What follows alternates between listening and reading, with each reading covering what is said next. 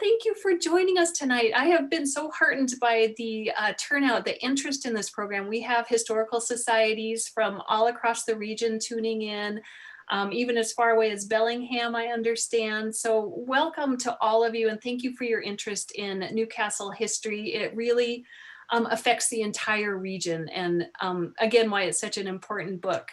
So with no further ado, I am going to turn it over to my friend Russ Segner. He is president of the Newcastle Historical Society, and he is going to start sharing his screen and introduce a few people, and we will carry on.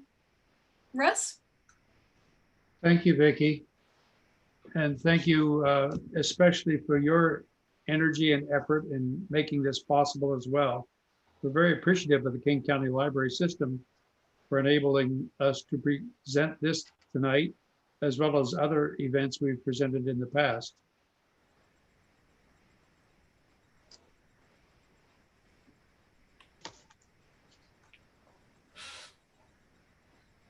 Now, bear with me, I've got to get this started. No, come on.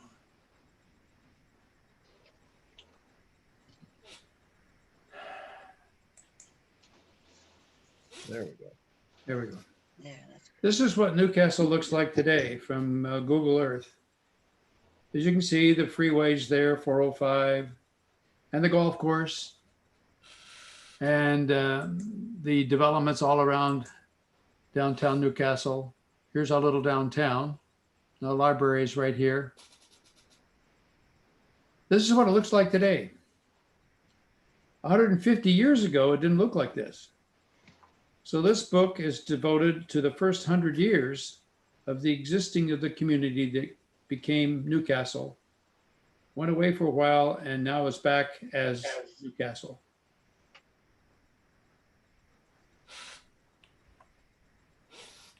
Tonight, we're going to look at the book from several pieces of it. Going to introduce Eva Lundahl, who is the lead editor on this and responsible for putting this herd of cats together and keeping them in some sort of order. Mike Entelhofer is going to present the coal mining methods and significance of Newcastle. Mike is also our collections manager in the society. Harry Dersch is going to talk about transportation challenges in getting the coal to the markets. Barb Williams is going to talk about the people of Newcastle. Ray Lewis is going to deal with the portions about the only artifact we really have, and that's the Newcastle Cemetery. And then Steve Williams is going to talk about what it looks like then and now. And then we'll have an opportunity for questions and answers. Our society wouldn't exist without the activities of several people. Milt Swanson was the founder of the Newcastle Historical Society. Milt was a carpenter, worked in the mines for many years, and was a devoted member of the society and worked really hard to preserve and explain to people the history of Newcastle. He had a collection of artifacts at his home near Lakemont Boulevard. And the year before his passing, he donated his entire collection to the Newcastle Historical Society. And we have it now at the City Hall's annex. It's been completely cataloged and filmed, and we're going to make it available to the public as we're able to over time, particularly when we get a house of our own, so to speak. We're also deeply indebted to the Mcdonald family. Kathleen McDonald is here tonight, and she and her family were an integral part in the publishing of the first book, some 20 years ago, The Coal Mines of Newcastle. So Kathleen, welcome, and give us a few words. Yeah, thank you. And I had the honor of being able to write a foreword, and the foreword was acknowledging the work of my grandmother, Lucille McDonald, and my father, Dick McDonald. And I grew up in South Bellevue and in a house that my father built, and we looked out on the Newport Hills every single day of my life until I until I moved away. My father was fascinated with the mining, with technology. If you see in that picture, there's a baby in that picture, and that's my oldest daughter, Aaliyah. He took my two daughters over to Newcastle, and they spent their weekends growing up trying to find the trails and the artifacts. And his interest was in how this was all put together. My grandmother was a prolific writer, and Lucille had written about the history. And this was their only joint venture, was to come together and to merge their two angles, their two perspectives on how to report out the history of a region. And I wish that, of course, that they could have been here, because I know that both of them would have supported the efforts of pulling this book together. I think of them constantly because through them, I inherited about 40 boxes of their writings, which I'm still trying to sort through. And to some of them, I was able to share with the Newcastle Historical Society. And so I'm really grateful that they were honored, and I'm glad that we could be part of this. Thank you.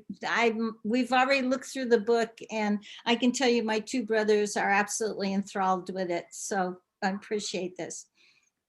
Thank you, Kathleen. Thank you, Kathleen. We truly appreciate your support, and the support of the entire Mcdonald family on this project. So I'm Eva Lundell. I manage the book update project for the 2020 edition of the Coals of Newcastle. We kicked off this project back in February 2019, so it's been more than a year and a half in the making. The original goal of the project was to give the book a more modern look and feel, and to also add new knowledge that has been uncovered since the first book was published some 33 years ago in 1987. The result is a book with much added research and many new photographs, several of which have not been published before, and we're really excited to share it with you and the community. The book covers the period from the 1850s to today, but the focus is on the 100 years of coal mining activities that started in 1864 and ended in 1963. The book tells the story of the mines, of the companies, the transportation system, and most importantly, the people who lived and worked at Coal Creek and Newcastle. It's organized into 7 main chapters, and there are 31 in-depth articles about a broad range of topics related to work, life, and death in the mining towns. There are several new maps of the area that show where the action was, and new diagrams explaining the coal mining methods that were used in this area.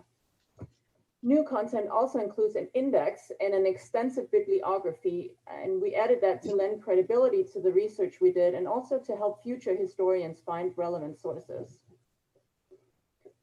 Writing this book was a significant effort that involved many volunteers who spent countless of hours researching, writing, and working on layout and editing.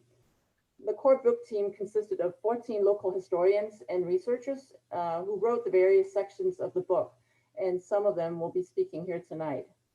The book was edited by myself, Diane Lewis, and Margaret Lalibert.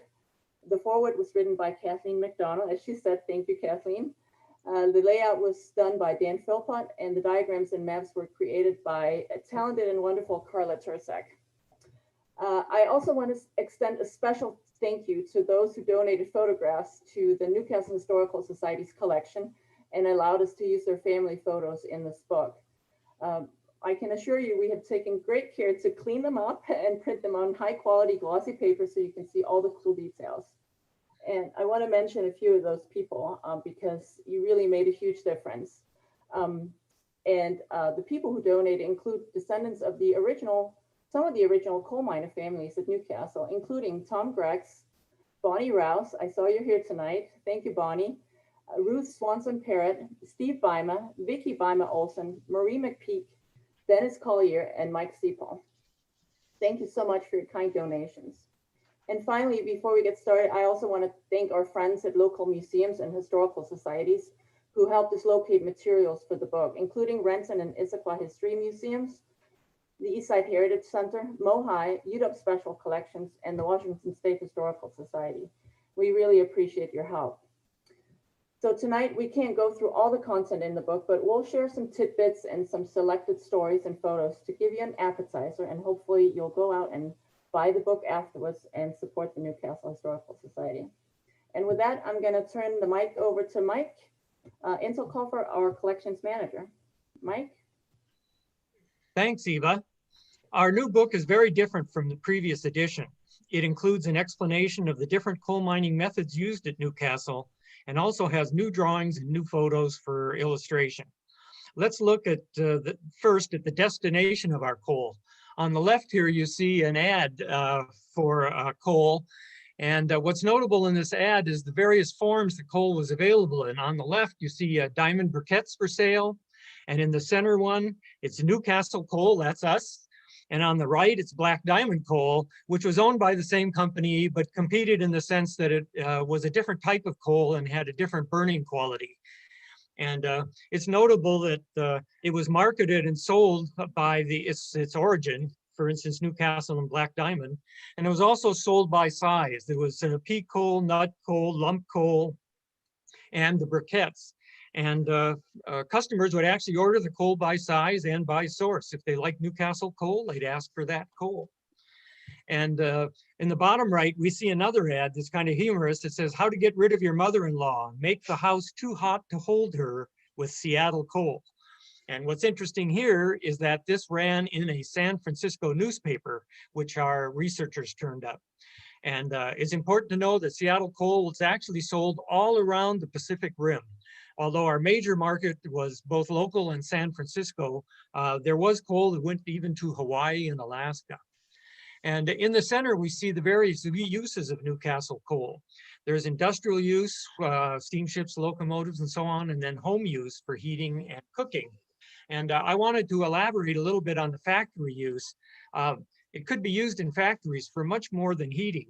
For instance, it could also be used for process heat, for instance, for making steam that might be used for sterilization or vulcanization in a factory and so on. And it could also be used to run the prime movers. If you had steam, you could run a steam engine and then run all the lathes and so on in your factory.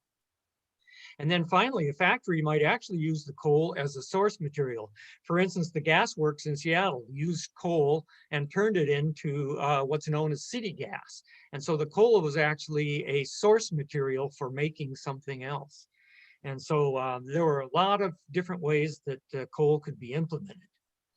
Now, many people ask us, where were the mines located? And we have a map to show you right here.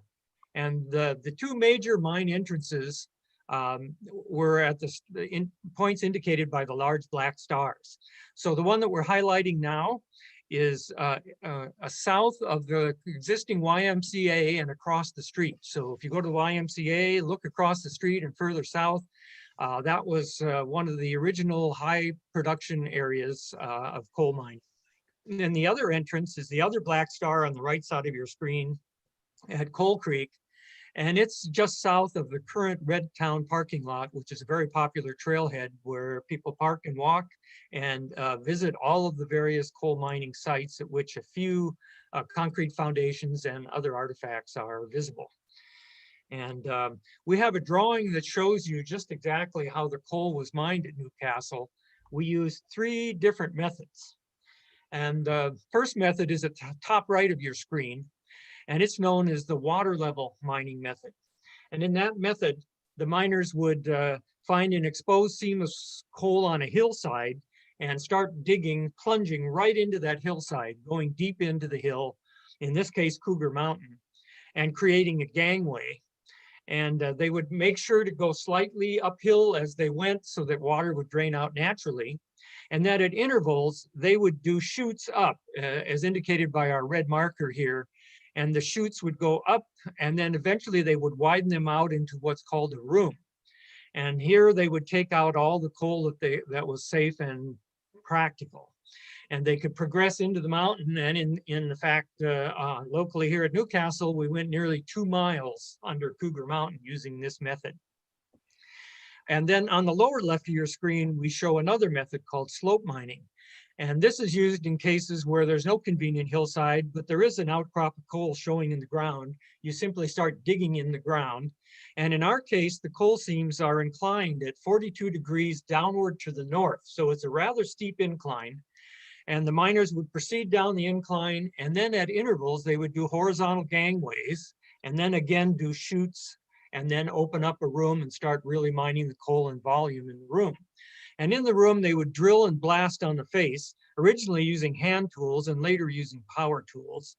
And when they blasted, the coal would just run down the slope by gravity, since they were working on a 42-degree slope. And the coal would actually run down the slope, down the chute, and actually load into the coal cars more or less by itself. Now, this method, this slope mining method, had a couple of detrimental features. One was it collected water in the bottom of the mine, and so it was necessary to have pumps running 24 hours a day in order to pump out the water. And in addition, since the mine was deep in the ground, it was necessary to have a hoist. And so an additional investment would have to be made in a hoisting system and winches and signaling methods and so on to get the coal cars out of the mine. And then the third coal mining method used here at Newcastle is known as the open pit method. And it's illustrated here. And in a few cases where the coal seams were wide enough and the coal was exposed at the surface, you could just simply start digging down to excavate the coal. And then when the soil got in the way and interfered with the mining, because the seam was inclined at 42 degrees, as you see here, you would just simply remove that overburden of soil, dump it somewhere else, and keep digging coal until it became impractical to go any deeper. This is known as open pit mining. And there was one large example of that here at Newcastle, and we'll be telling you more about that later. So this is a photo of the works underground. This is what it was like. In this case, it's an electric haulage motor hauling a train of cars. Way in the background, you have to squint a little bit, but you can actually see a chute where the coal from the chute was actually going in and filling the car. And notable here is the ceiling, which is sloped at 40 degrees, because that's what the coal seam sloped at. And of course, the miners didn't call it a ceiling. You had to develop new terminology. And this was called the foot wall and the head wall. So the ceiling is the head wall, and then the foot wall is the lower part. And you'll note on the right, the extensive use of lumber. It was necessary in our mines here, and we'll be talking more about that later too. So, and the next photo is a very famous photo that's illustrated in a lot of books. And rightfully so, because it shows the morning shift. This is what it was all about. This is coal miners getting on the train early in the morning for the morning shift. You can see all the miners in the empty coal cars behind the locomotives there, and they're headed into the Bagley water level mine to spend the entire day underground and digging coal and loading up those coal cars, which will eventually be brought out and dumped in the bunkers, or actually in the far distance in the picture. The Bagley mine itself that they're headed to is behind us in this picture, and was a very productive mine from about 1900 till about 1912. This particular photo was taken in 1909. And then we have a photo showing the two town sites of interest. On the left is the town of Newcastle, and on the right is the town of Coal Creek. And collectively, they're part of the Newcastle coal mining area. And both of these were populous and thriving communities. And while we look at these photos, you might ask yourself, why is Newcastle worthy of a book about its history? And the answer is, it's because Newcastle was very important to the development of Seattle and the entire Northwest. Note that in the late 1800s, Newcastle was the second largest city in King County. Newcastle was the home of the only post office on the east side. Newcastle was the site of the only polling place on the east side. And Newcastle was one of the destinations for United States President Rutherford B. Hayes when he visited Seattle in 1880. The Seattle Fathers wanted to show him the biggest thing going in Seattle, and it was the Newcastle mines. The Newcastle also was a source of much cash flowing into the Seattle area, as hundreds of thousands of tons of coal per year were carried to the waterfront and shipped to San Francisco and other Pacific ports. Altogether, a total of 11 million tons of coal were removed from Newcastle during a century of mining, starting with small-scale operations and then moving to large commercial mining companies. The activity spanned from 1864 until 1963. That is, from the Civil War era to the Space Needle era, 100 years. As a result, Cougar Mountain is riddled with miles and miles of coal mining slopes, gangways, crosscuts, pits, and sinkholes. Our book tells the story of this activity, and I'm going to turn it over now to Harry Dersch, who will tell us about transportation. Thank you, Mike. Good evening, everybody. So Mike discussed how coal was brought to the surface, and in the next few slides, I'm going to highlight how the coal got down to the waterfront and then shipped down the coast to San Francisco. As a bit of background, providing coal and timber to San Francisco was the basis for Seattle's early economy and rapid growth. In 1870, San Francisco was the United States' 10th largest city with about 150,000 people, compared to Seattle of just over 1,000 folks. And in the 1890s, San Francisco had more than doubled, becoming the 8th largest city and remained the only significant city west of Chicago. Seattle was fortunate for several reasons, including being a deep water port. San Francisco was only 800 nautical miles away, which was about a 10-day voyage on a sailing cargo ship. And San Francisco was quite wealthy from both the gold and silver rushes, but needed to import significant quantities of coal. In the last decades of the 19th century, Seattle provided about 125,000 tons of coal a year, or about 25% of San Francisco's needs. So let's look at the various routes used to get the coal to Seattle waterfront. And this is another one of the maps that are in the book that Carla did a great job of creating that shows the 5 routes over time, starting in 1863 and up until the 1930s, that we got coal from the mines to the Seattle waterfront, and the majority of that then being shipped on down to San Francisco.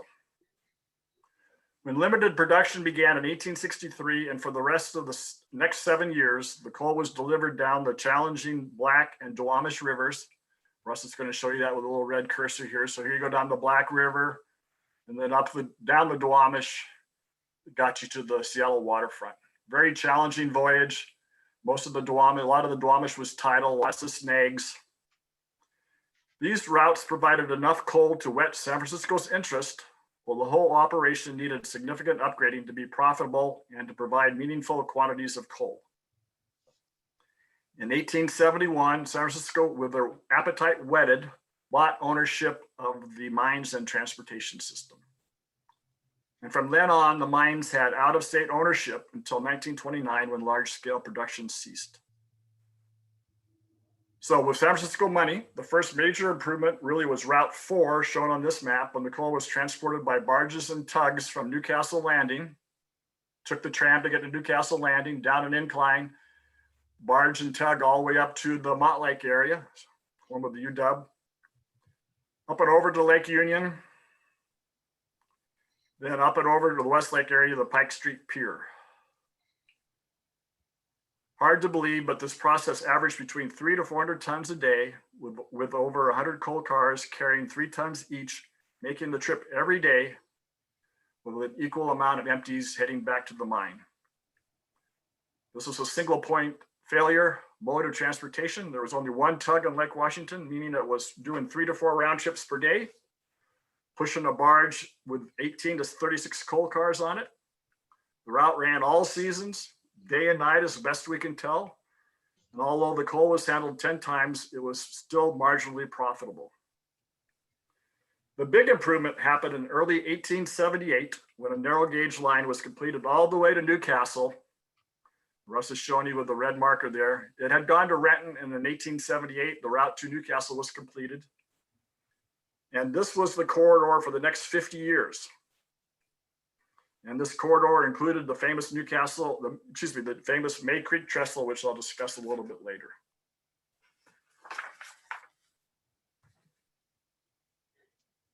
Okay, next.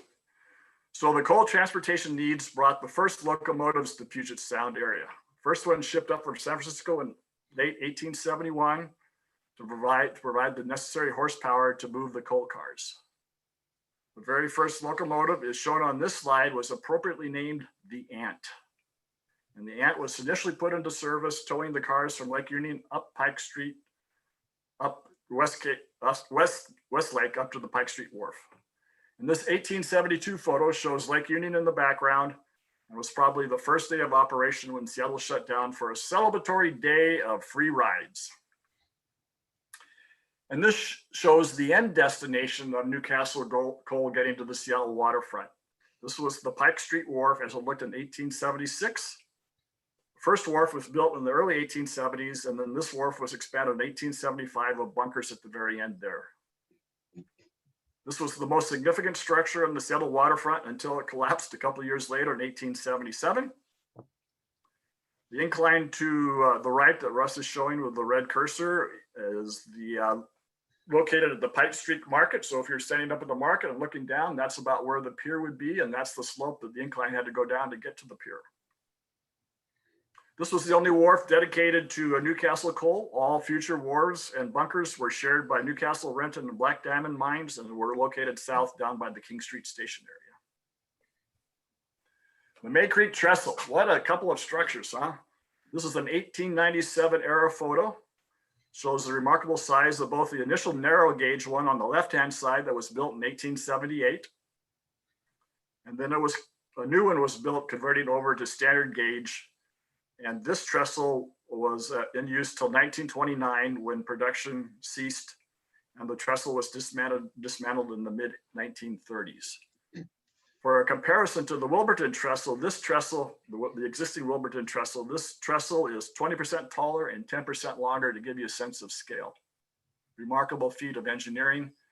And Russ can point out a couple of the people up there standing up on the top. You get a sense of scale. It's about 14 individuals that we've counted in this photo.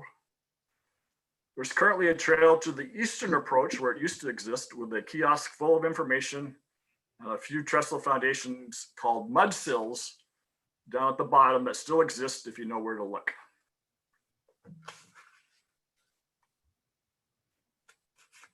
Okay, so this is,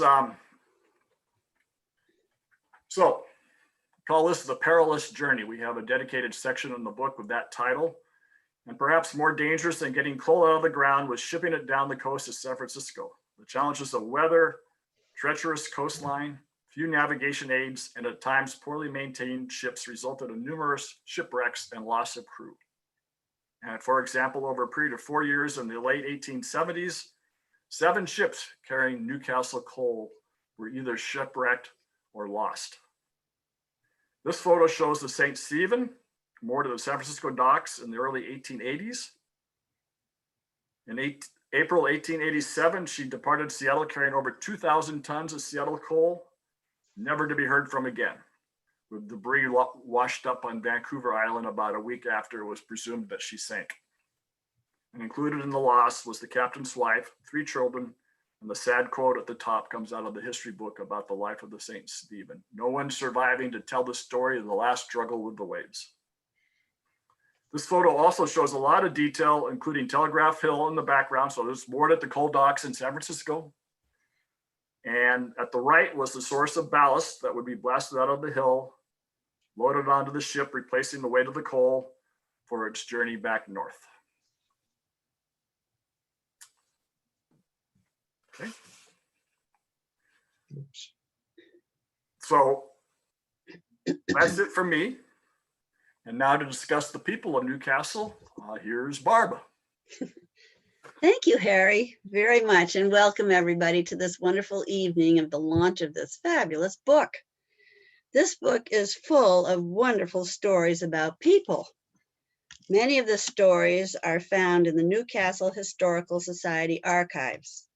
People came from different parts of the world. They brought with them their ethnic traditions and the many skills required to work and live in a coal mine town. Of utmost importance were the coal miners.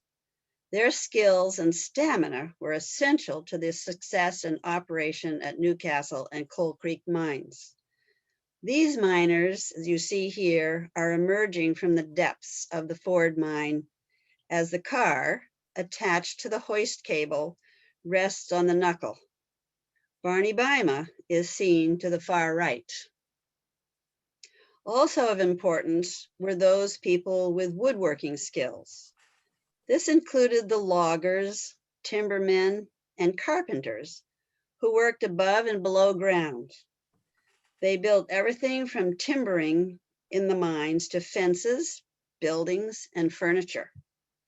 The wood was cut from nearby forests and hauled to the sawmill. At the sawmill, the logs were cut for a variety of purposes. Note the large circular saws on the far right of this photograph. The Russ is showing you. Many of the images in the book contain wood. Wood was essential to the coal mine operations. Newcastle and Coal Creek were family-friendly towns where people worked, played, and raised their families. Because the coal mine operations lasted 100 years, several generations of these families often stayed in the area. Barney and Adriana Bima came from Italy to work and raise their family. She remained a homemaker and later bought the family home. Several generations of the Bima family worked at the mines. The Bima house still stands today as a historic landmark, and Steve Bima is a member of the Newcastle Historical Society. Thomas Rouse came from England and worked as a coal miner. He was also a licensed Methodist minister. Thanks to his efforts and others, the Thomas Rouse Road, County Road number 90, connects Newcastle to May Valley. In 1890, James Greggs was hired as mine superintendent to improve conditions at the Newcastle mine. He and his wife had 9 children and lived at Newcastle for 38 years. They lived in a 2-story house and offered hunting trips for town visitors. Women played an active and vibrant role in the town. They contributed to their community as homemakers, teachers, society members, church members, celebration organizers, and businesswomen. Elizabeth Greggs worked as a saleswoman at the Newcastle store and later as postmistress. She was a skilled employee and much loved. By the way, one of her lacy nightcaps is an item in the Newcastle Historical Society's collection. Some women worked in the hotels and boarding houses. Viola Segerstam's mother, Hilma, worked at a boarding house where she met her future husband. He would come after working in the mines all day to help her pack lunch buckets for the miners. She later bought the boarding house business. Mrs. Sterling taught first grade at the Newcastle School in the 1920s. Her student, Ben Vyman, said, "Her piano was so well polished that it shone like a mirror, and she could see which students were acting up behind her back." You wonder what Ben was doing. There was plenty of activity and social life going on in town. Church, celebrations, festivals, athletic games, and social clubs were a part of this. The Finnish Brotherhood was one of the fraternal organizations that was formed at Newcastle in the early 1900s. It was a philanthropic organization that helped members and non-members in need with housing, medical, and funeral expenses. The Brotherhood built the Finnish Brotherhood Hall at Coal Creek. The hall became a gathering place for activity. In winter, kids sledded down the steep steps. And during the miners' union strikes, the building served as a headquarters for union meetings. In 1921, the strikers lost their battle and had to move out of town. It was the Brotherhood that helped build houses at Unionville, their new town. And at this point, I would like to introduce Ray Lewis, who is going to tell you about the Newcastle Cemetery. Thank you, Barbara. The Newcastle Miners Cemetery is a registered King County historic landmark. It's located on 129th Avenue Southeast with Lake Bourne to the east. It's on about a 2-acre parcel that served since 1879 by the International Order of Odd Fellows. In 2001, they donated it to the city of Newcastle. The early 1900s cemetery had neat white picket fence enclosures. At least 190 have been laid to rest at this site. Jim Rainey, killed at the Newcastle mine at the age of 34, was the first grave in 1878. African Americans are located in the steeper southwest corner. It contains 2 headstones, one for Reed Calloway, died in 1902, age 21, and Caleb Locke, born in North Carolina, died in 1902 at the age of 16. We have previous testimony that Chinese markers were observed near this area. No, back up, no. Okay, just No. go ahead. Whoa, jeez. One at a Yeah, time. next sign.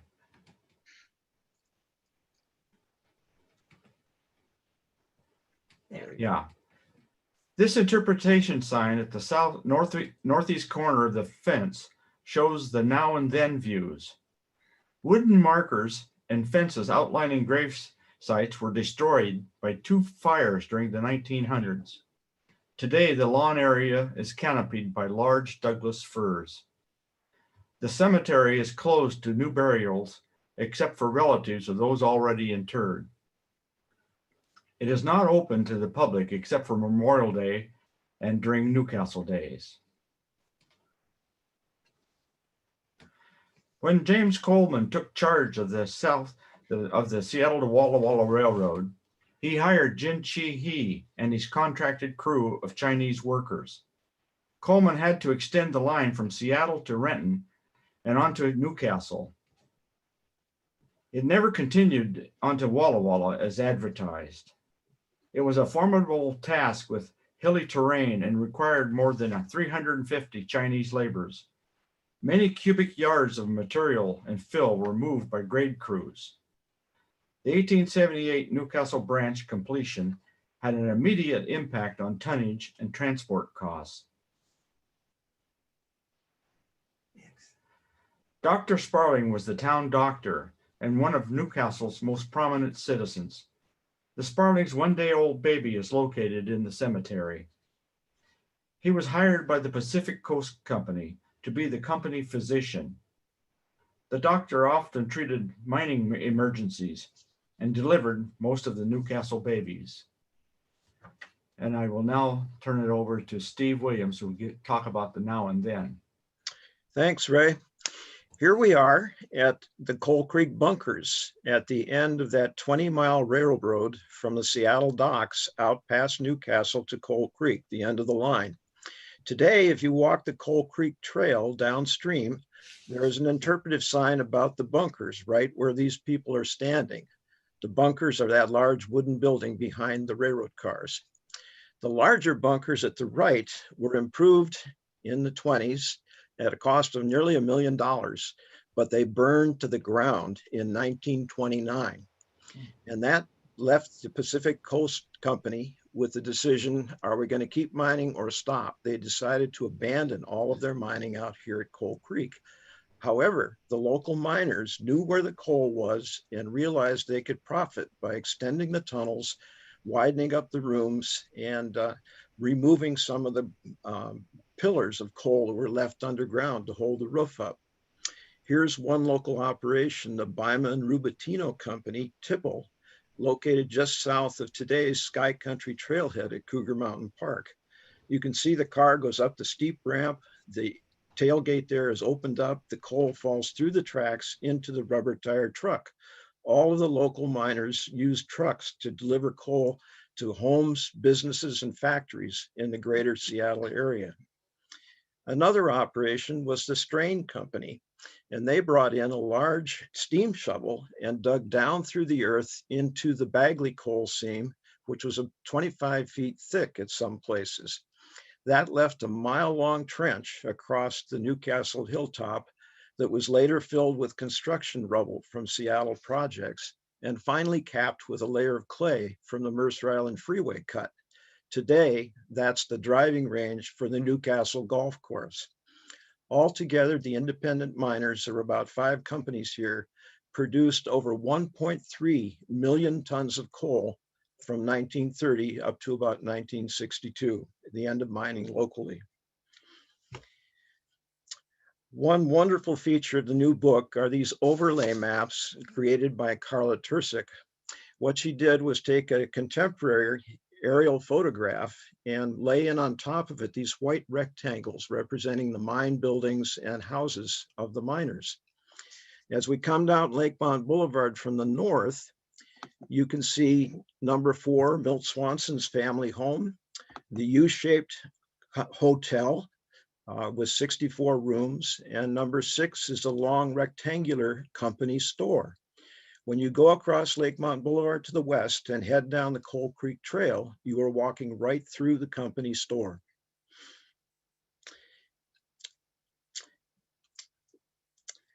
There's the store, and at that time in 1918, over 1,000 people were living in this area because there was so much demand for coal during World War I. They needed it for railroads, steamships, and factories. If you go east from the Red Town Trailhead into Cougar Mountain Park, you encounter the closed mine slope here, the Ford Mine, with cemented entry, but you can still see the 22-foot wide arch there, a 42-degree angle on the top roof, and a little mine car in the background. As you're looking at it here, the photo kiosk with about 40 pictures of the mining days would be located to your right. This is how it all looked in 1922 at the peak of mining operations. Look at all the industrial buildings, the large steam plant with 8 smokestacks creating steam to run all of the equipment. And in the foreground, this large building with steam puffing out both sides is the hoist house. We have a wonderful interior photograph of that, showing this 3-foot diameter steam piston driving a huge reel of wire rope or steel cable. They had to pull the mine cars nearly 1,000 feet up a 42-degree slope from the lowest levels of the mine. 5 loaded cars came up on one reel while 5 empty cars went down on the other one. Today, if you walk the steam hoist trail in the park, you can see massive cement blocks with bolts sticking up out of the top. And if you notice the bottom of the engine here, those are the same bolts that anchoring that engine in the park today. Our final chapter of the book talks about exploring Newcastle history today. And that can be done here. The picture on the right is a brick monument created with Newcastle clay by the Mutual Materials Brick Plant. That's made with clay found above the number 4 coal seam up at Cougar Mountain. And it's located just 1 block east of Coal Creek Parkway at the Commons Housing Complex. The other picture is of the Ford Mine photo kiosk that we talked about earlier. As you're standing there looking at those pictures, the miners at the knuckle would have been just to your left. You're standing right there where the mining happened over 100 years ago.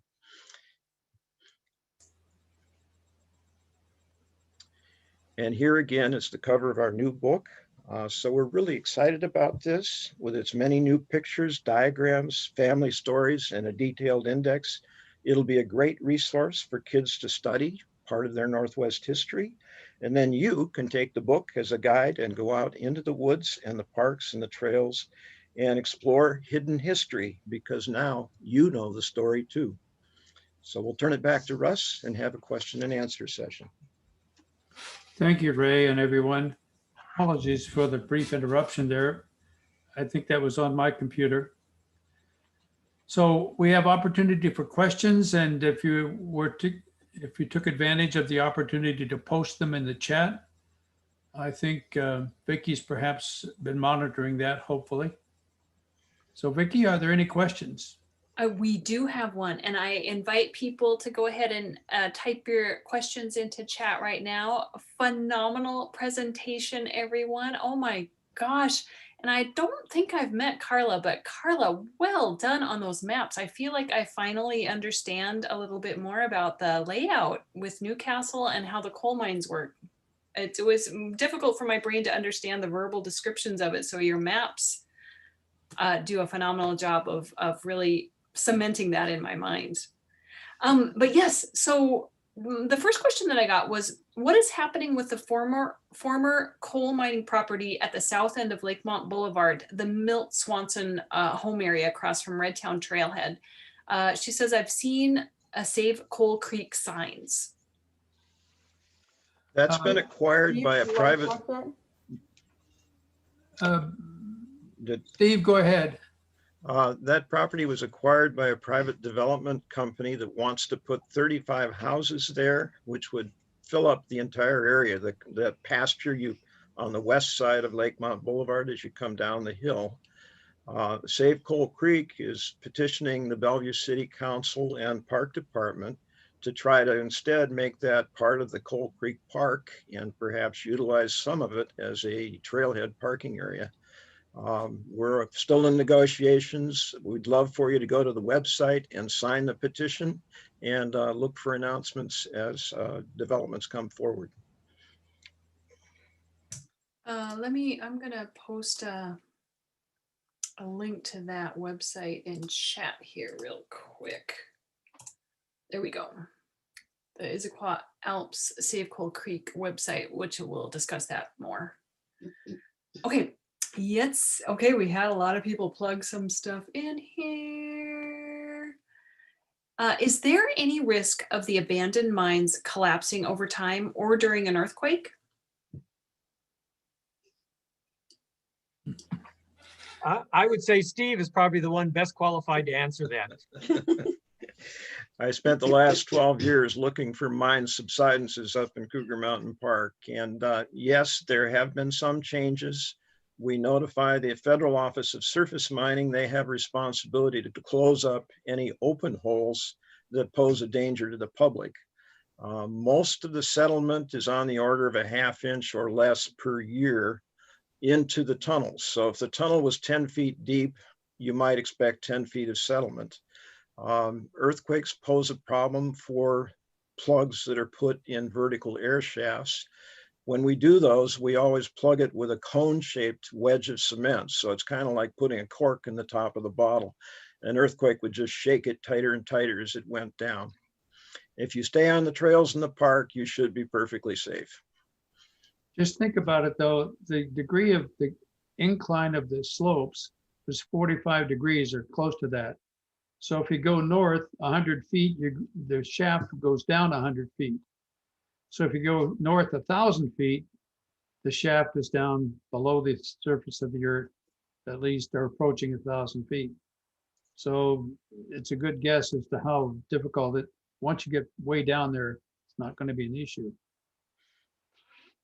Oh, thank you guys. Can you tell us how the coal seams were first discovered? Mike, you want to talk about that?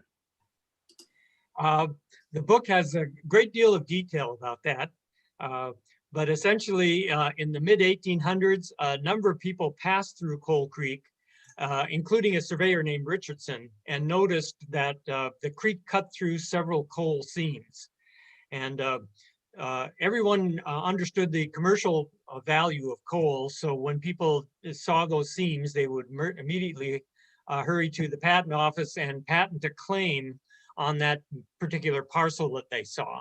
So around the mid-1800s, the Coal Creek area and then eventually the Newcastle area was covered with claims on the property, and people started digging initially with shovels, wheelbarrows, and gunny sacks, and then ultimately digging tunnels in and using mules and carts and so on, pulling coal cars out of the mines, and then ultimately it moved to large scale production. So needless to say, prior to the early pioneers' discovery, the Indians knew about it and called it fire rock, I think. And in some occasions, the Native Americans actually pointed out the locations of the coal seams to some of the early pioneers. Thank you, Mike. Was coal transported east of Newcastle? That's a great question. And the answer is, in the era of the independent miners, which was 1932 to 1962, they were using trucks and it could be trucked anywhere. And I'm confident some of it was trucked to Issaquah and so on. But prior to that, prior to 1932, all of the coal movement was essentially westward, either down southwest to Renton and the waterfront, or westward via the incline in the lake to Seattle. And Issaquah had their own mines for quite a period of time too, and so they probably had their own market there in Issaquah and didn't have much need for Newcastle coal. Kind of a related one, was there not good coal seams near San Francisco except Newcastle? Why was it going all the way down to San Francisco? I know the answer. Does someone else want a chance? Ava, do you want to answer? No, you can go ahead.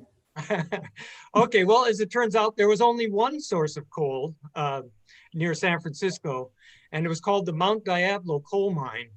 But as it turned out, the quality of coal was poor and the coal deposit was not extensive and petered out fairly quickly. So within a couple of years, San Franciscans were desperate for coal and started to look for other sources, and then found us in the Northwest. And the other sources for coal also included Nanaimo. Vancouver Island was a big supplier of coal to San Francisco. Bellingham had supplied a lot of coal down to the Bay Area. And then they also got some coal from Australia and England. It may be worth noting here that in the 1870s, the money machine behind the coal mines at Newcastle was in San Francisco. So the Newcastle mines were owned by San Francisco interests. Good point. What was the quality of the coal here compared to other locations? Not very good. It was just adequate for steaming for locomotives and for ships. But the better quality coal existed east of the Cascades. And for instance, the Northern Pacific, for their locomotive fuel, had extensive mines at Roslyn over near Cle Elum. And that was a much better quality. And it was a denser coal with higher BTU content and so on. And was much preferred to anything that we had. The coal in the West were predominantly produced in Colorado and some parts of Utah, and were shipped predominantly east and then south. Keep in mind the railroad connections between Seattle and San Francisco were quite limited until the rail lines were connected through Northern California. So a lot of the coal that would have moved from the Northwest would have still moved by ship. All right. Is there a train at the bottom of Lake Warren? No. No. No. Okay. How was the coal unloaded from the ships on arrival in San Francisco, and what was done with the ballast in Seattle? Harry, do you want to talk to that? Well, I can answer the second part. They actually started forming an island. It was called Ballast Island. And I think a lot of that also was helped make up Harbor Island. So it was dumped in the port of Seattle at known locations and then backfilled with coal.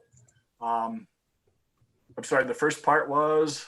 The first part was, how was the coal unloaded from the ships upon arrival in San Francisco?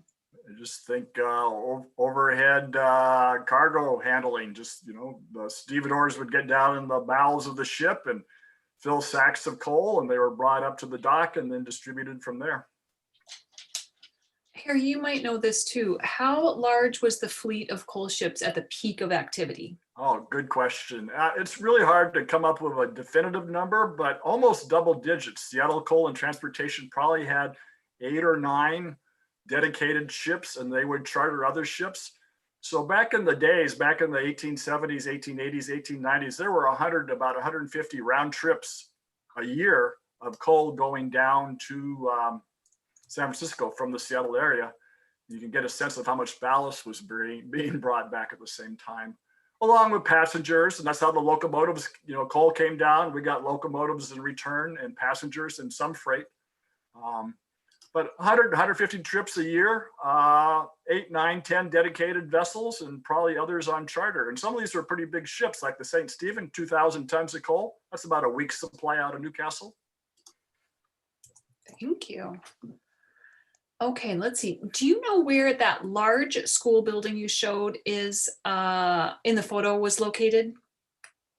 Mike's not. I'm sorry, Ava, do you want to go ahead? It was located just off the Newcastle Golf Course Road between the Newcastle YMCA and Coal Creek, the Red Town Trailhead.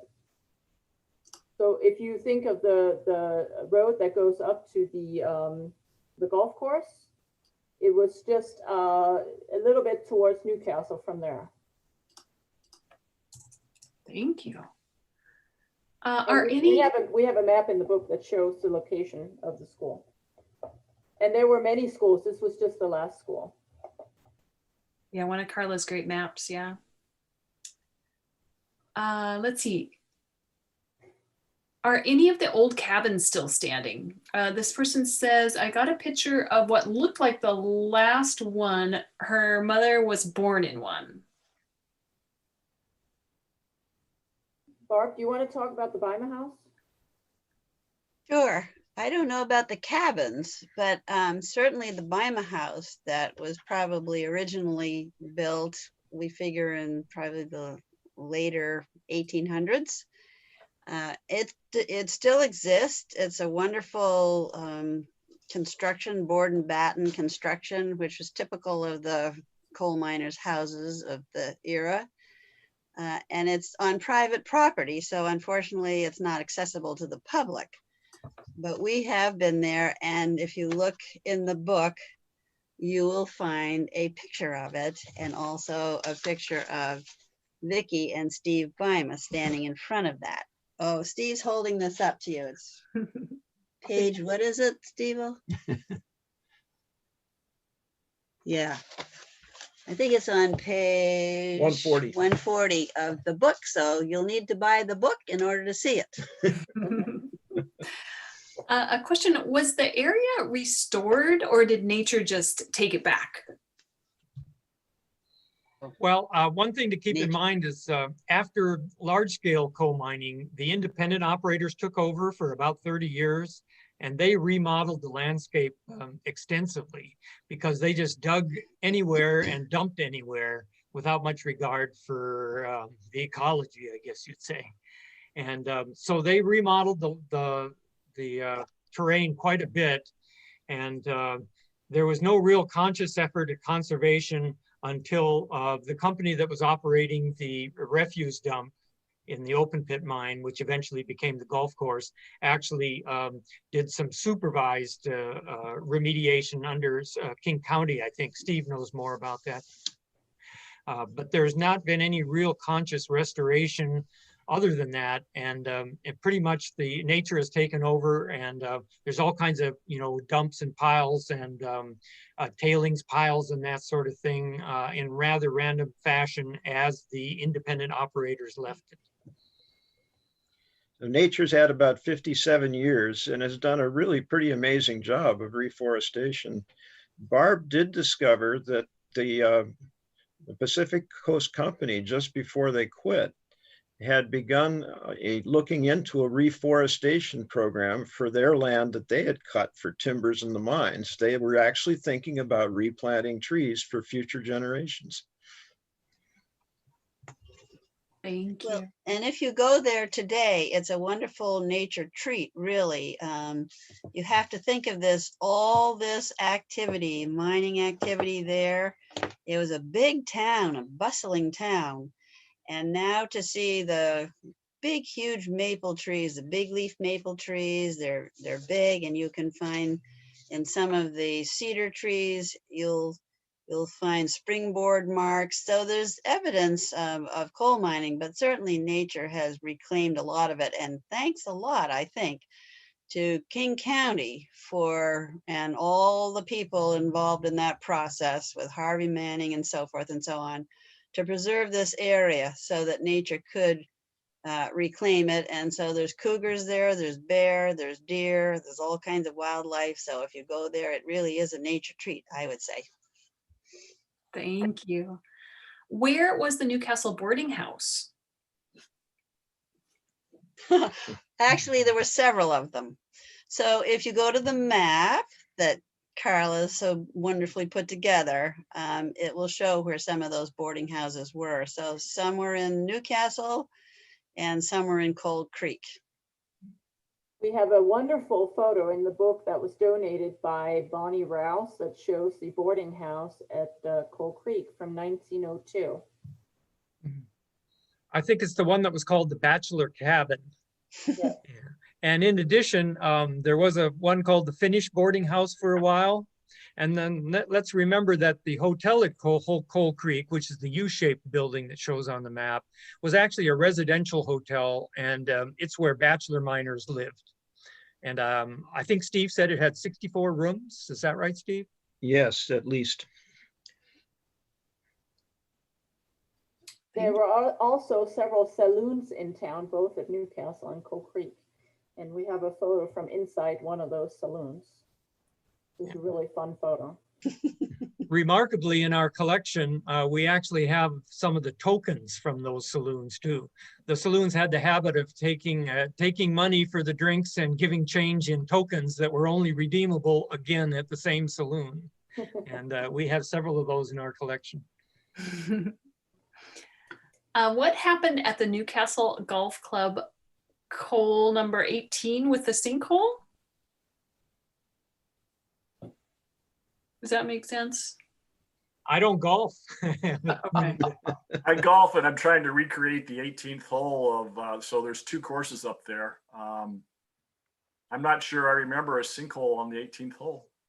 Well, the photograph that Steve showed with the big steam shovel up the Bagley seam went up under the golf course. So maybe it was a depression along that seam.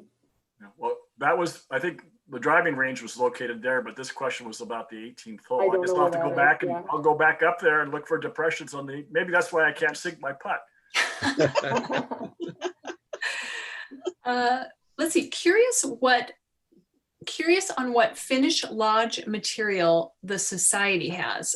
This person is currently organizing and digitizing Finnish lodge material in Astoria, Oregon, and it was the Grand Lodge to all Finnish lodges on the West Coast.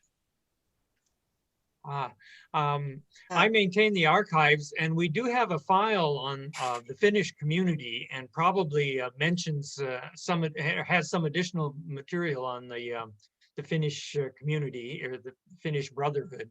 Our file's not extensive, however, but I'd be glad to share whatever we have. So if that person can contact me, what's the best way to do that, Vicki?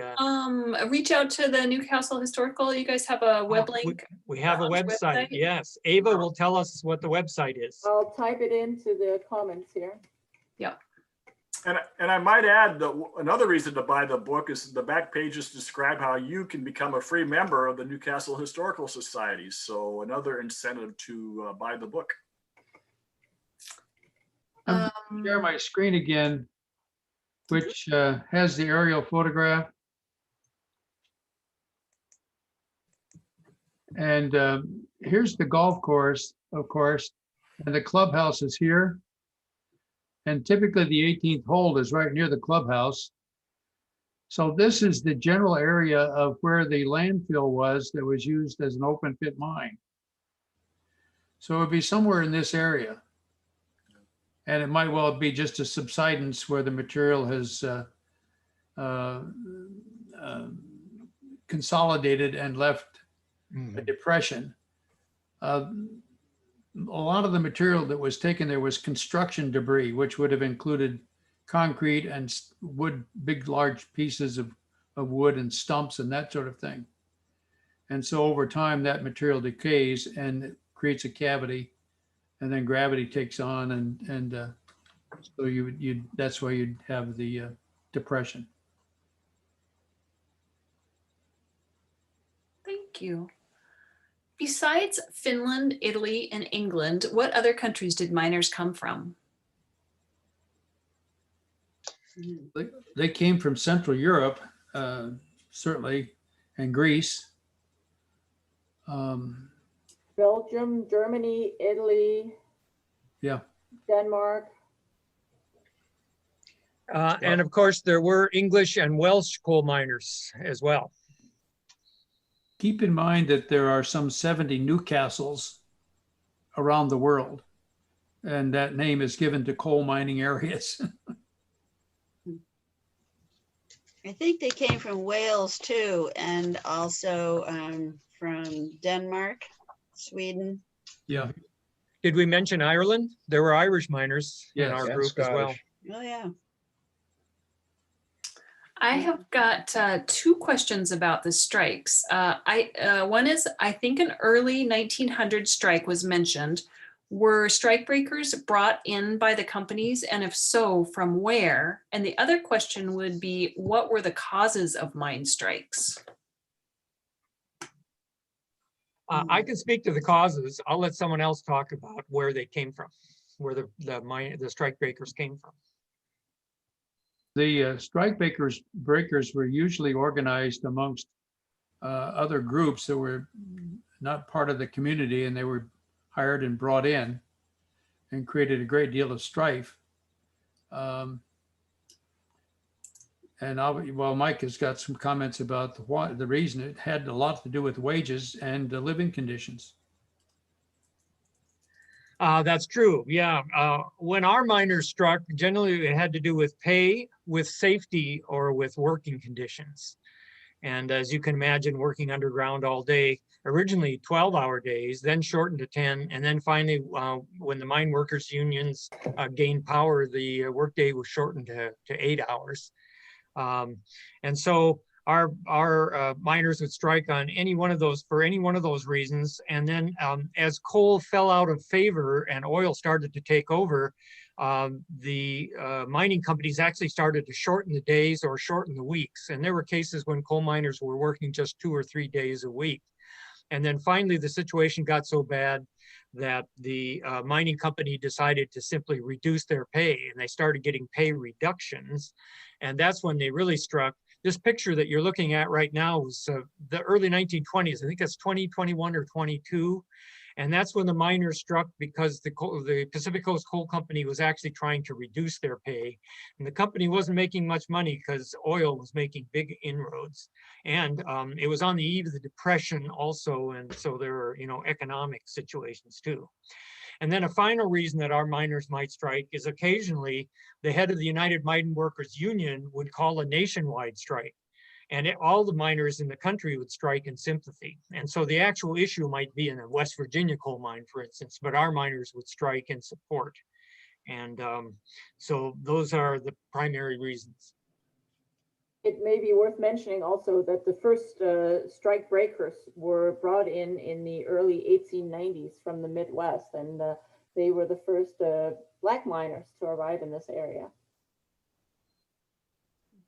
Yeah, minorities suffered substantially at the hands of the organized people, and just a bad part of our history, but it's there. And the book has got a pretty good section on both of those issues. We cover strikes extensively in the book, as well as unions. I hope you didn't answer this in the strike part. Question was coal miners' lungs a problem? Were there air quality problems in the mines, gases, explosions? Did they use canaries? I've not read any information about canaries in the mines here, although I just read recently they were popular in England and used up until the 1980s, believe it or not. And then finally instruments, electronic instruments essentially were developed. As it turns out, we were very fortunate here at Newcastle and we did not suffer from gas in our mines. And that's verified by the fact that for 50 years at Newcastle, miners worked here with open flames on their heads. Initially, they wore candles on caps on their heads, later oil lamps, and then finally acetylene lamps, all of which had exposed flames. And we never had trouble from gas explosions.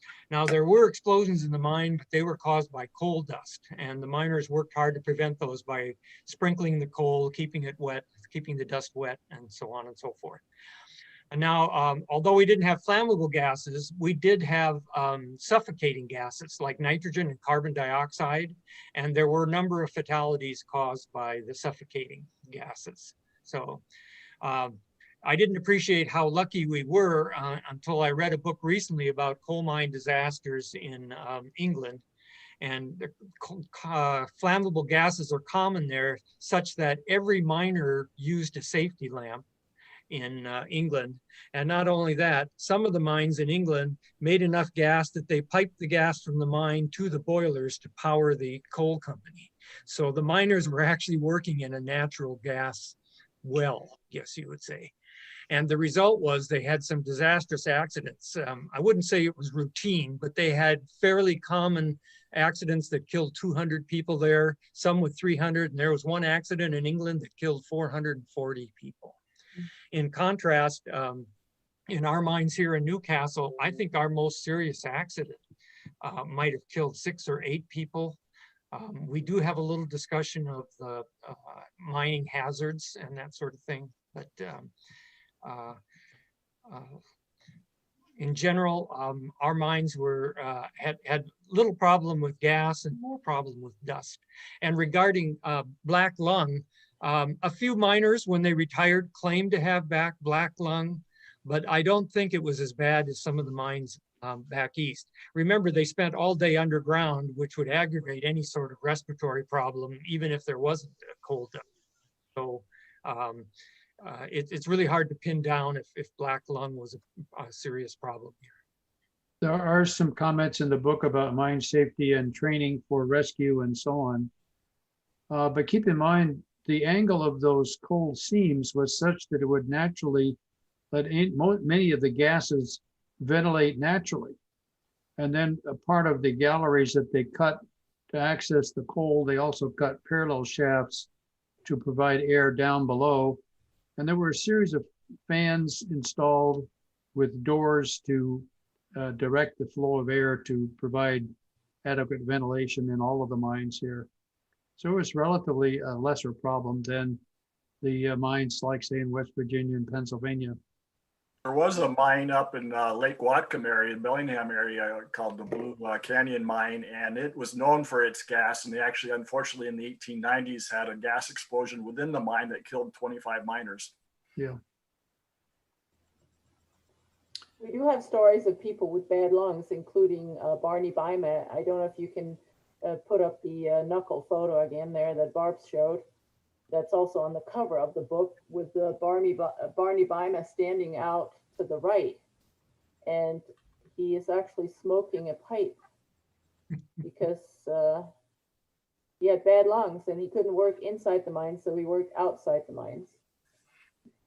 Early in his career, he was in rock mines, hard rock mines. So part of the problem was silicosis from rock dust.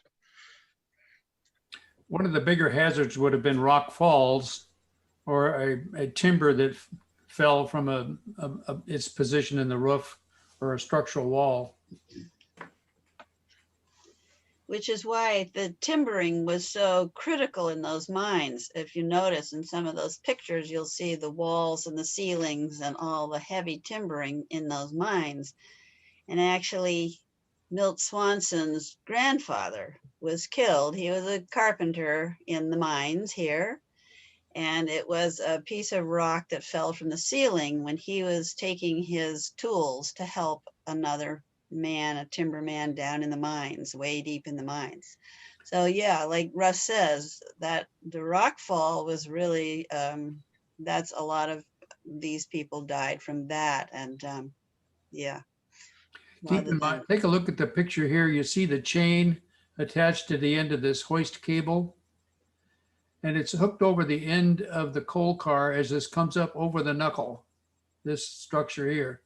So then as it got to this point, there was enough forward momentum of the car that it created some slack in this cable. And there was always some person stationed on the front of this car to unhook that cable, because the car had to make an immediate right turn to head toward the bunker. If they didn't, and this cable stayed attached, it would have pulled the whole string of cars off the track. And so the person here had to be pretty skilled and quick with their hands as they maneuvered that chain and off of that hook. I might also add too that on the boys, I mean, some of these kids started working in the mines at the age of 14. It was a real status symbol to work down underground. But some of the kids, their job was to, and correct me if I'm wrong, you all, because of the dust that was in the mines, I mean, that was one of the big hazards, and you could get a fireball of dust going through those mine tunnels. So these boys' job was to move the air, keep moving that air through those tunnels, and they had curtains that they open and close to keep that air moving. So that was a job that the children had. Another job for kids was going around with the sprinkler can and sprinkling everywhere to keep the coal dust wet so it wouldn't explode. And then a number of kids would also work as soon as they were 14, they could work in the bunkers, picking coal, debris and rock and so on out of the coal in the bunkers. The other option was working in the forests in the timber industry, an equally dangerous occupation. And so you didn't have too many choices for safe activity unless you worked in one of the office buildings in lesser downtown at the time. Or the barber. Yeah. There's a great picture in the book about the barber. I heard several years ago there are still smoldering areas deep in some of the mines. Is this true? If so, how long would it continue to burn? Steve? There are some areas where we still get ground temperatures above 100 degrees, which shows something's going on underground. By cutting off the air supply to those tunnels, we've diminished the amount of heat underground, but coal will spontaneously combust if it has enough oxygen supply. One of the interesting stories is that the material that was not suitable for coal was often used for fill. So they filled an awful lot of the low trestles eventually over time to reduce the maintenance on the timber structures. But the material they dumped in there had a great bit of small elements of coal, and over time they would spontaneously combust. So you had a lot of the roads sinking because of internal combustion. And that's still true on a part of Coal Creek Parkway, or I'm sorry, on Newcastle Golf Course Road, particularly over near Cougar Mountain Park. And there is a section of the trail called the Cinder Mine area where the coal tailings smoldered, caught fire, and cooked the clay material into like brick and melted the sand into kind of a volcanic rock. Those were ground up as cinders and made by Mutual Materials and earlier plants for cinder building block and cinder running tracks. So there's a half-mile of hillside there that has the results of spontaneous combustion and sparks from railroad wheels.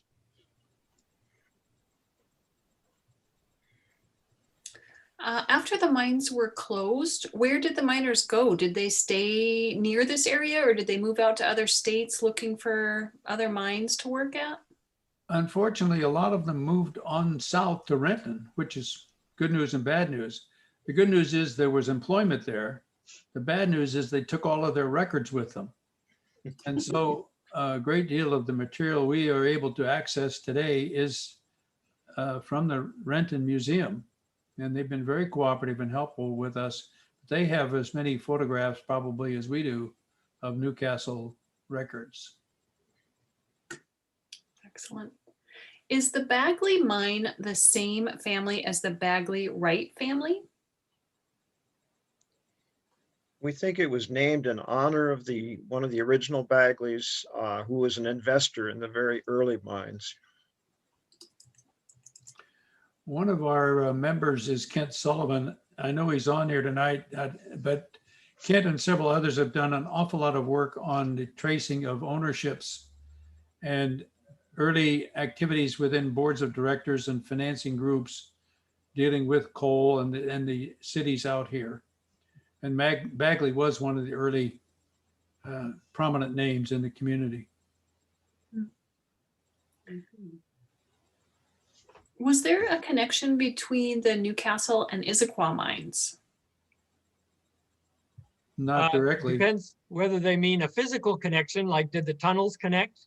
Or do they mean a financial connection where the company is related? I wonder what they mean. Well, were they financially related?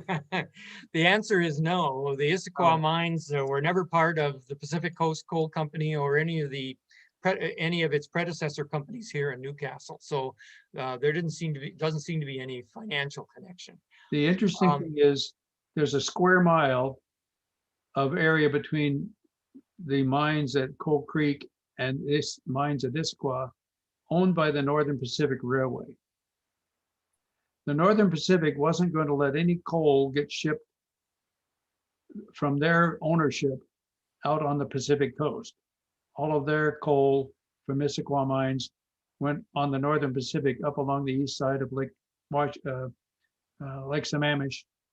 up to Redmond and over into Seattle. And that area has never been mined.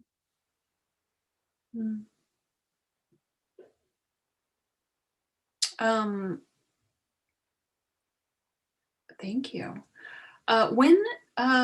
What's the little shack that's uphill a little past the mine shaft on the Red Town Trail, like right above that ditch with all the coal? Is that the shack on the Milt Swanson property? Is there a mine shaft on the Red Town Trail? On the Coal Creek Trail, there's a number 4 air shaft. And just above it, behind the barbed wire fence there on the old Swanson property, are the foundations of the generator building. And on top of that, there's a shed, kind of a tool shed, that looks like it was built in the mid-1930s, 1940s. I think that's what they're referring to. There are no shacks up in Cougar Mountain. There are really no original buildings left in the Coal Creek area. Okay. Did you happen to use a Newcastle 1900 US census to find miners living at the hotel for the book? Not that I recall. No. In our archives, we do have 1 or 2 census sets of census records, but I don't remember referring to them for the book. We didn't write about who lived at the hotel in the book. Okay. Let's see. Steve, this might be a good one for you. When did King County start developing trails? Are there future trails planned? The master plan for the park, 1994, pretty much lays out a design for the center of the park to remain wild and to pretty much improve the existing trails. Most of those were old logging roads or trails extant in the 1970s. Some of them made by Fred Rounds to do his logging up there. and formalized by Harvey Manning and the Issaquah Alps Trails Club. So when King County got serious about developing the park in the 1980s, we were basically improving trail club trails and old road beds. There are 45 miles roughly of trails in the park or adjacent to the park. And that seems to be plenty. We'd like to leave room for the bear and the deer in the center of the park. Thanks, Steve. How did the mining affect the indigenous people? Were they displaced badly? To the best of our knowledge, there were not any groups in this area. There may have been individual families, and many of them practiced movement in charm with natural cycles. So they would have harvesting camps and hunting camps in those seasons, and then winter camps. But we don't have any records of actual encampments here. Barb can talk a little bit to that. Well, we can, yeah, a little bit to that, because certainly there were indigenous peoples in the area. They'd been there for thousands of years. The Snoqualmie, the Duwamish, and the Tulalip, all the Coast Salish folk. And I think in the 1850s or 1855, there were what they called the Indian Wars. But there were few Indians really left because a lot had been killed off through disease that came through the area. I mean, Marymore Park was a camp for the Snoqualmie who would go fishing there, and there were sometimes 400 people in that camp. And I don't know if you all know about that, but there was a archaeological dig there in the 1960s with lots and lots of artifacts, some of which are at the Burke Museum now.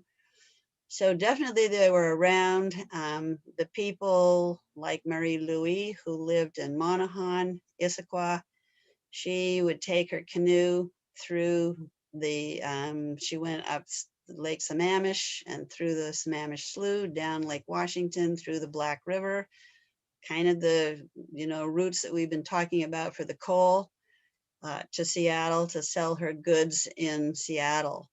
And then she would come back the same route, which would take her almost a month to do. But so they were here, and they also worked in the hops fields in Duval, down in Auburn, places like that. But they weren't in large numbers. And there's still the Snoqualmie people. Yeah. So anyway, they were here. I don't know. And some of the settlers, we have diaries from people who lived in this area in the late 1800s, and the Native Americans were visiting their cabins and so forth and canoeing on Lake Washington. But I don't think they ever really got involved in the coal mining process. They were more involved in the hops, fishing, that sort of thing. Keep in mind that the Indian settlements would logically have traditionally been along major water features like a river or a large lake like Lake Sammamish or Lake Washington. And the Newcastle had really no large body of water other than Lake Warren, which is relatively small. And even though salmon were there, apparently not in large quantities. So we don't have any evidence of the properties there. We'd like to find anything if it's there, but no, we've not turned up anything that leads to the notion that there was a settlement. Mm-hmm. Now, China Creek, we do have information on, and that was when the Chinese were expelled from the community over near Coal Creek, and they moved up along the thread of China Creek up toward China Falls and the current communities of China Creek here east of downtown Newcastle. And they built a small settlement, and they lived there for a while, and that's what gave rise to the name China Creek. There's a monument or a marker down near the new Aegis Center along Coal Creek Parkway that depicts China Creek. Thanks. So Barb, you may know this too. Somebody made a comment. regarding Native Americans. In an article in the early 1880s, a traveler writing in the PI talked about great sacrifice rocks on the mountain. Had you ever heard of that? Great sacrifice rocks? On the mountain, are they talking about which, did they say which mountain? No. Because I'm wondering if it's Mount Si. Oh, because, she says Cougar Mountain. Cougar Mountain. oh yeah, no, I don't, I know out by Mount Si, there is a big rock there and there's legends about that rock. But I don't know, I don't know of one on Cougar Mountain. I don't know if any of the rest of you all do, but yeah, I haven't heard of that. Okay, thank you. Are you guys hanging in there okay? We got just a few more questions. We're good. Sure. Okay. Good questions. Is there any connections with the Seattle's founding fathers with shipping or distribution? Was there any? Yes. It's very interesting. And Harry Dersch and Ken Sullivan and a number of others, some of who are on Matt McCauley and others, did quite a bit of research on the tram, which was one of the early conveyances of coal out of Newcastle to Lake Washington. And they turned up quite a bit of information on the ownerships at the base of the tram along Lake Washington, which is south of Newport Shores there. And Harry Dersch lives right in that neck of the woods. And so we have some pretty good information on the land titles and the relationship to the people in Seattle. Any comment on that, Harry, or is? Not really. No. Okay. No, I mean, What's the famous book about the early settlers in Seattle? Something about their fathers. Who knows? The founding fathers. Skid Road by Murray Morgan. Yeah. Anyway, there was a relationship, and particularly on the money side. Okay, what is the composition origin of the brick-like material on the Klondike Swamp Trail? Again, probably brought in by truck from the cinder mine area to firm up muddy areas. So that could have been brought from the brick plant, crushed bricks, or from the cinder mine area, basically to fill a wet, soupy area. Thank you.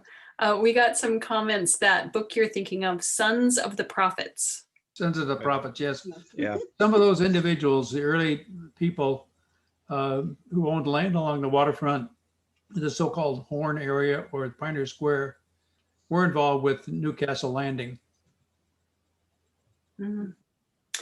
Kent says Henry Yesler was involved in the mine that was an early direct competitor to Seattle Coal, but it never got off the ground. Yeah, well, Kent is quite expert in a lot of that information. What happened to all the buildings? When the Pacific Coast Company decided to close up shop, all of the buildings that they had been renting to the miners were offered for sale for $25 a piece. You could buy a house, but you had to get it carted off of the property. Fred Rounds said he paid a teamster $10 and a jug of moonshine to pull his house up onto Cougar Mountain. Most all of the rest of stuff, the industrial things, were taken out by rail and used elsewhere on the West Coast. All the lumber was salvaged. So anything of dollar value, this happened during the time of the 1930s Depression. And so anything that had value came off of the property. And this is exciting because Adriana Bima, having bought her house and the little piece of property, she was able to retain it. So her house was not moved off the property, and that's why the house is still there today. That property is owned by Pam Leet, and it's a 7 acre or 7.5 acre parcel of land, and the house is there on a dedicated piece of ground as a historic site. Is there any local museum that houses this history? Are there plans to develop a history center or museum? We'd be happy to accept any donations in excess of $100,000. And that would be a major thing to happen. But we're a small community, 15,000 people in Newcastle and some 30 or 40 members of our historical society. We're inviting everybody who buys the book to join, because there's a piece in the back of the book where you can just fill out the information and join. And we're essentially dues free for the current year and next year. But obviously we would like to have some interest generated in the community in building a facility for our history. The city of Newcastle has been very helpful in giving us space in the annex on 129th, where our collection is currently housed. And we've been, Mike Intelkoffer, who is our collections manager, has been working there from time to time diligently. He's completely recorded all of the materials we have from Milt and other donations that have come in. Lots of photographs of everything. And we look forward to a time when all of that would be available to the public online. And we should note also that until we can put our material on display, the Renton History Museums has a pretty good explanation of coal mining in the area, because Renton had their own coal mines. And they have a lot of tools and equipment on display, and a lot of description of how it was done. So you could learn much about Puget Sound coal mining just by going to the Renton Museums. Mike has also populated the 2 display cases in City Hall in the main entry there with artifacts and materials from our Historical Society. And then we've maintained at Pioneer Hall in Seattle, over near Madison Park, and a very good exhibit. It's been there for what, maybe a couple of years now, and they're happy to hang on to it as long as we want to let them have it. So people can see it, the materials over there. All right, I think we are on our last question about the trails. If you take the trail from the backside of the YMCA and hike towards Redtown, there's an old building in the area where it floods frequently. Is that like an old hunting cabin? Are you familiar with that structure?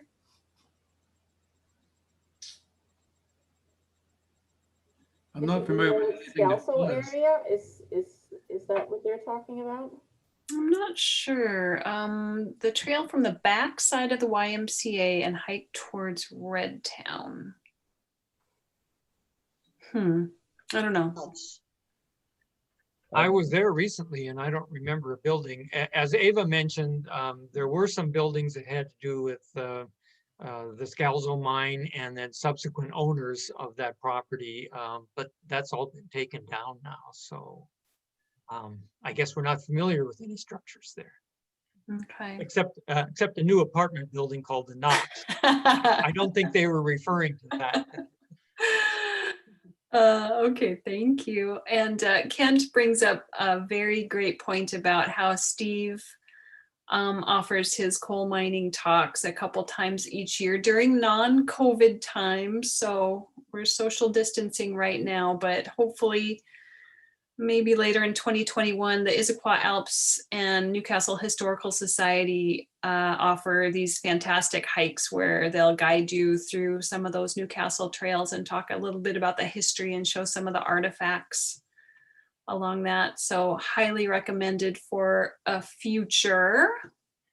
And until then, if you do hike from the YMCA up to Redtown, the city of Bellevue has just put up a lot of new interpretive signs along the way that explain the story of the railroad that went through that area and some of the coal mining history as well. Oh my gosh, guys, I think that we have done it. We made it through all the questions. Fantastic answers, fantastic presentation, lots of excellent comments in my little news feed here. My chat, just so impressed. People are going to be buying the book. Such a valuable contribution to the history of this area. It's always a pleasure working with you, Newcastle historical folks. I mean, if anybody out there is on the fence about joining Newcastle Historical Society, I highly encourage you to. This is such a phenomenal group of people. Everybody is so knowledgeable about the history. Such a great group to work with. Thank you all. Thank you, Vicky. Thanks for hosting, Thank you, Vicky. Vicky. Thank This you. has been fun. All right, guys, everyone have a great night. Thank you for your interest in local history and joining us this evening to celebrate the phenomenal launch of the 2020 edition of the Coals of Newcastle, 100 Years of Hidden History, available on Amazon now for purchase for your own. We do have it in the KCLS collection, but we only have 5 copies and there's already a pretty big wait list on that already, so. Great. All right, everyone, have a great night. Bye, everyone.